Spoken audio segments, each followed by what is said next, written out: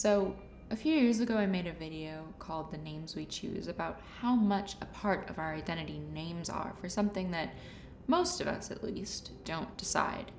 So it's cool that for an era, at least, of internet history, we had this opportunity to choose our own identities in the form of usernames. It did numbers on Tumblr, so that'll tell you how old it is, but I've been thinking about it a lot lately, not because of the names that we choose for ourselves, but the names that we choose for each other. I have always been in awe of a nickname.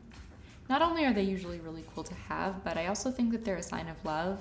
Like, I think that's why most of our earliest nicknames come from our families. We outgrow them, of course. Like, my brother doesn't like it when I call him redacted anymore, maybe never did, but many of mine have stuck. I had a lot of childhood nicknames that came from my dad, so many that my mom worried that I'd be slow to learn my actual name. They were all food-based. Your standard pumpkin and peanut and sweet pea, although sweet pea started morphing into pea pod and sometimes just pod. My actual name leads really nicely into the food theme when you realize that Taylor kind of sounds like potato. So somewhere along the line, as I climbed into the back seat of my dad's former Ford Taurus as he picked me up from after school, Dad began to greet me as Tato, and then Tato Chip and Tater Tot, and the only one that I've ever banned from use, the deeply unfortunate Tater Salad. But I was never really nicknamed after that. Not in middle school or high school, where nicknames were either cruel or made you very cool, but either way had to be given by someone else.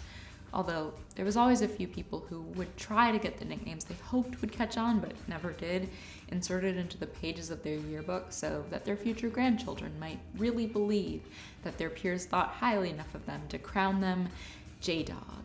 I was just Taylor. Then I happened upon another world that feels small and niche and cliquey and produces a new class of alum every 4 years that will never shut up about the glory days or how traumatizing everything was. Politics. It's a world in which it is incredibly common to go by your initials because we're all too busy and important to type out full names. Is that love? Well, maybe it was because at the time I had one of those really long, unwieldy, double-barreled last names, or maybe there was already a notable Taylor on staff. Or maybe it was because sometime in the summer in a private Slack channel, my professional counterparts across the country stopped being polite and started getting real. It was a grueling week marked by mass shootings and racist violence and the brutal pace of campaigning and also being a person in the world. That barriers worn down, my peers started sharing struggles with family deaths or chronic illness. We traded coming out stories, mine having only happened a week before. I was welcomed in with reassurance and heart emoji reactions, and then in the weeks that followed, 3 rhyming letters that showed up more frequently in emails. Neat and easy. Flagging this for TBP, looping TBP in here. Letters that suggested we're familiar enough now to do away with syllables. TBP, TBP, TBP was a comfort, a heartbeat, and then it wasn't.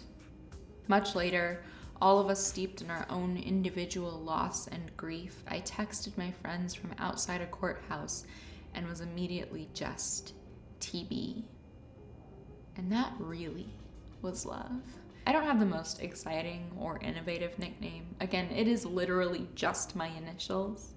Although it has opened wide the possibility that my MC name would for sure be tuberculosis. But when I get called TB or Peapod or from a few old internet friends still Brave Little Toaster, I recognize a great deal of love in that the name that I came with doesn't quite contain enough intimacy for them. Like, any schmuck could call me Taylor, but I'm grateful that for some people they want their own thing, that to address me is their own thing, that they have their own smaller and more specific version of me that needs an entirely different word for herself. Tell me in comments, do you have a nickname that you love? Or better yet, tell me about someone that you love that you have your own special nickname for. If you like this video, please send it to someone else who you think might like it. And I'll see you soon. Bye.